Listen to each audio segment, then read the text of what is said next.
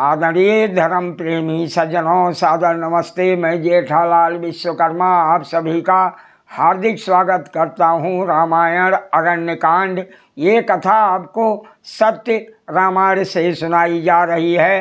पिछले अंक में आपने सुना, पुरुषोत्तम श्री राम लक्ष्मण से बोले, हे लक्ष्मण, काष्ठों का संचय करो, मैं अग्नि मंथन कर उस अग्नि से तपस्वी महाराज जटायु का अंत्येष्टि संस्कार करूँगा।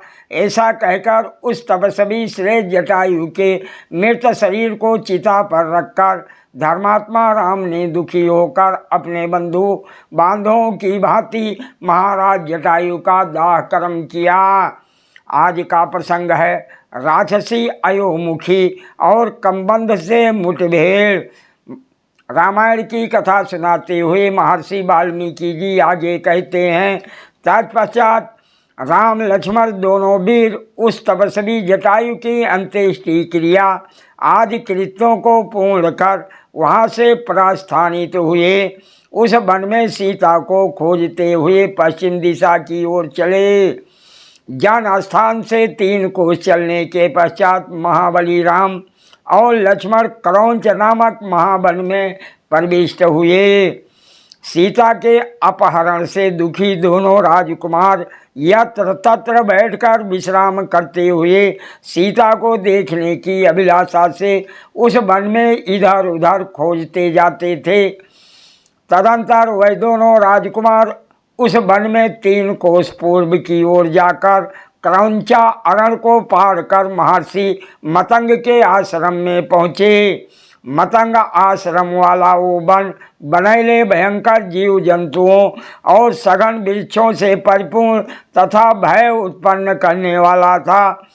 मतंग वन की पहाड़ी पर दशरथ कुमार राम लक्ष्मण ने एक विशाल पर्वत कंदरा को देखा, जो पाताल के समान गहरी और अंधकार से आवृत थी। उस पर्वत कंदरा के समीप पहुंचने पर नरकेसरी राम लक्ष्मण ने वहां भयंकर रूप वाली एवं विकराल मुख वाली एक राक्षसी को देखा। वो राक्षसी भी उन दोनों भाइयों को देख उनके समीप आगे चलते हुए लक्ष्मण से बोली, आओ हम दोनों विहार करें। ऐसा कहकर उसने लक्ष्मण का हाथ पकड़ लिया। लक्ष्मण जी का आलिंगन कर वो कहने लगी, मेरा नाम अयोमुखी है, तुम मुझे बड़े प्रिय हो और बड़े भाग्य से ही तुम मुझे प्राप्त हुए हो। हे नाथ, इन दुर्गम पर्वतों में और नदियों के तटों पर तुम अपनी आयु के शेष भाग को मेरे साथ सुखपूर्वक विहार करते हुए व्यतीत करना। उसके ऐसा कहने पर शत्रु संहारक लक्ष्मण ने क्रुद्ध होकर म्यान से तलवार निकाल उसके नाक, कान और स्तनों को काट डाला। कानों और नाक के कट जाने पर वो विकराल राक्षसी भयंकर नाद करती हुई जिधर से आई थी उधर ही भाग खड़ी हुई। उस राक्षसी के भाग जाने पर शत्रु संहारक और महातेजस्वी दोनों भाई वहाँ से शीघ्रतापूर्वक चलकर एक दूसरे गहन वन में जा पहुँचे। जिस समय महापराक्रमी राम और लक्ष्मण उस वन को खोज रहे थे, उस समय ऐसा भीषण शब्द हुआ कि सारी वन स्थली कंपायमान हो गई। लक्ष्मण सहित श्री राम उस भीषण शब्द को जानने की आकांक्षा कर ही रहे थे कि उन्होंने पास ही वृक्षों के झुंड में विशाल वक्ष स्थल वाले एक विकराल राक्षस को देखा। उस विशाल भुजाओं वाले कम्बंध नामक राक्षस ने अपनी लंबी भुजाएं फैलाकर राम और लक्ष्मण को बलपूर्वक पकड़ लिया। धनुर्धारी हाथ में खड्ग लिए हुए अत्यंत तेजस्वी और दीर्घबाहु दोनों भाई उस राक्षस द्वारा पकड़े जाने पर विवश हो गए। धैर्यशाली वीर रामचंद्र तो उस राक्षस की पकड़ में आ जाने के कारण व्यथित नहीं हुए, परंतु अज्ञानवश धैर्य को त्याग लक्ष्मण जी उसकी पकड़ में आने से बहुत दुखी हुए। दुखी होकर रामानुज लक्ष्मण ने श्री राम से कहा, हे वीर श्रेष्ठ, मुझे देखो, मैं राक्षस के फंदे में फंसकर अब विवश हो गया हूँ। हे राम, आप मुझे राक्षस को सौंपकर मुझे एक की बलि चढ़ाकर यहाँ से सुखपूर्वक चले जाइए। हे काक कुतस्थ राम, आपको सीता अवश्य मिलेगी, ऐसा मेरा दृढ़ विश्वास है। पिता पितामह के द्वारा पालित इस पृथ्वी को प्राप्त करके और राज सिंहासन पर बैठकर सदा मेरा स्मरण करते रहना। जब लक्ष्मण जी ने ऐसा कहा तब श्री राम जी बोले, हे वीर श्रेष्ठ, भयभीत मत हो। वो तुम्हारे जैसा वीर व्यक्ति इस प्रकार दुखी नहीं होता।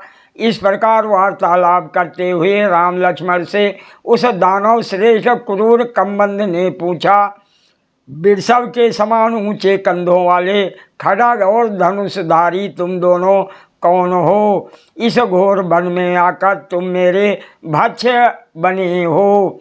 कम्बंद के वचनों को सुनकर लक्ष्मण जी दुखित हो अपने हित के लिए पराक्रम का निश्चय कर श्री राम से समयानुकूल वचन बोले। देखो, इस राक्षस अधम ने पहले से ही शीघ्रतापूर्वक हम दोनों को पकड़ लिया है, अतः हम दोनों अपनी तलवारों से इसकी ये दोनों बड़ी बड़ी भुजाएं काट डालें।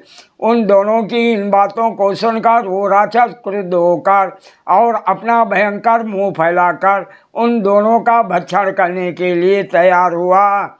उस समय देश और काल को जानने वाले राम और लक्ष्मण ने अपनी अपनी तीक्ष्ण तलवारों से उसकी दोनों भुजाओं को सहज में ही कंधे से काट डाला।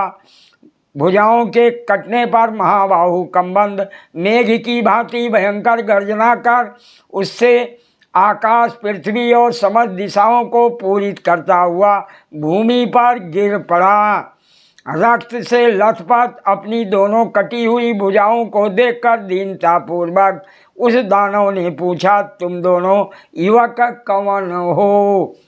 कम्बंद के ऐसा पूछने पर शुभ लक्षणों से युक्त महाबली लक्ष्मण ने कम्बंद को श्री राम का परिचय देते हुए कहा, ये इक्ष्वाकु वंशीय राज्य के उत्तराधिकारी हैं। ये संसार में राम के नाम से विख्यात हैं। मैं इनका छोटा भाई हूँ। मेरा नाम लक्ष्मण है। राज्याभिषेक के समय इनकी सौतेली माता ने विघन डालकर इन्हें वन में भेज दिया। राज से अलग होकर ये मेरे तथा अपनी धर्म पत्नी के साथ महावन में विचरण कर रहे थे। इन देवतुल प्रभावशाली श्री राम की धर्म पत्नी को इस विजन वन में निवास करते हुए किसी ने हर लिया है। उसी को खोजते हुए हम यहाँ आए हैं। हम नहीं जानते कि वो राक्षस कहाँ का रहने वाला है और उसका प्रभाव कैसा है। यदि आपको उसके विषय में कुछ ज्ञात हो तो कृपया हमें बताइए, इससे हमारा बड़ा कल्याण होगा। लक्ष्मण की बात सुनकर कम्बंद ने श्री राम को संबोधित करते हुए कहा, हे राम, तुम्हें सीता किस प्रकार प्राप्त होगी, मैं उसका उपाय बतलाता हूँ, आप सुने। हे राम, संसार में किसी भी कार्य की सिद्धि के लिए 6 युक्तियाँ हैं। श्रेष्ठ जन इन्हीं उपायों से अपने कार्यों को सिद्ध करते हैं। जो मनुष्य दुर्दशाग्रस्त हो जाता है उसकी दुर्दशा ही होती चली जाती है। अपनी दुर्दशा को समाप्त करने और सीता की प्राप्ति रूपी कार्य में सिद्धि एवं सफलता प्राप्त करने के लिए हे सुहृदों में श्रेष्ठ, आप इन उपायों में से प्रथम उपाय संधि का आश्रय लेकर बक्षमाण उस व्यक्ति के साथ अवश्य मित्रता करो। उसकी मित्रता के बिना आपके लक्ष्य की सिद्धि नहीं हो सकेगी, ऐसा मेरा विचार है। हे राम, सुनो, मैं उसके संबंध में बतलाता हूँ। सुग्रीव नामक एक वानर हैं। इंद्रपुत्र बाली ने क्रुद्ध होकर अपमानपूर्वक उसे राज्य से निकाल दिया है। वो आत्मा अभिमानी वीर अपने 4 साथी बानरों के साथ पंपा सरोवर के तट पर शोभायमान ऋष्यमुख नामक सुंदर पर्वत पर वास करता है। वो बानरों का राजा सुग्रीव अत्यंत बलशाली, तेजस्वी, अमित प्रतापी, सत्य प्रतिज्ञ, विनीत, धैर्यवान और बड़ा बुद्धिमान है। वो तुमसे मित्रता करेगा और सीता को ढूंढने में तुम्हें सहायता भी देगा। इसलिए हे राम तुम शोक मत करो। हे राम अब आप यहाँ से शीघ्र ही महाबली सुग्रीव के पास जाइए, वहाँ पहुँचकर उससे मैत्री कर लो। हे राम पश्चिम दिशा में फूलों से लदे हुए ये जो मनोहारी वृक्ष दिखाई दे रहे हैं, वहाँ जाने के लिए ये मार्ग ही सुखदायी होगा। सादर प्रणाम।